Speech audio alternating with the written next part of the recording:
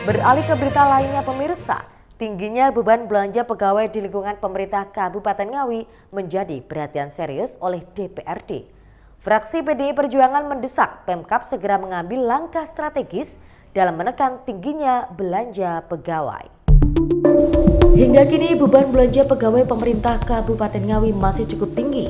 Secara persentase anggaran untuk membayarkan gaji, tunjangan dan lain sebagainya bagi para aparatur sipil negara ASN tersebut menyedot 39,40% dari APBD 2025. Menyikapi itu, Sekretaris Fraksi PDI Perjuangan DPRD Ngawi, Tri Supriwardoyo mendesak agar Pemkab segera mengambil sikap dan langkah strategis dalam menekan anggaran belanja pegawai tersebut. Terlebih dengan prosentase hampir 40% dari porsi APBD sangat tinggi. Padahal pemerintah pusat mengharuskan maksimal belanja pegawai 30% pada tahun 2027 mendatang. Dijelaskannya, ia telah menyampaikan beban belanja pegawai tersebut saat rapat badan anggaran dengan pihak pemerintah daerah. Terdapat proporsional pegawai di Ngawi paling banyak di OPD Pendidikan dan Kesehatan. Hal itu wajar karena OPD layanan dasar.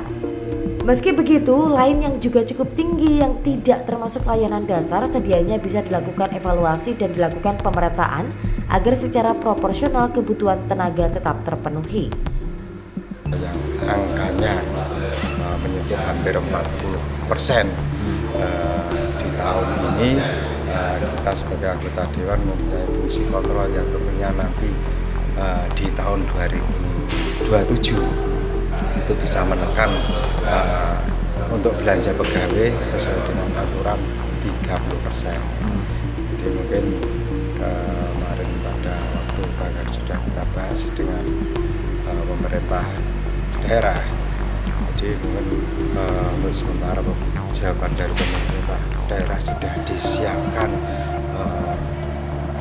untuk mensiasati angka belanja pegawai itu nanti bisa turun lah, ya paling tidak turunnya bisa separuh dari angka sekarang.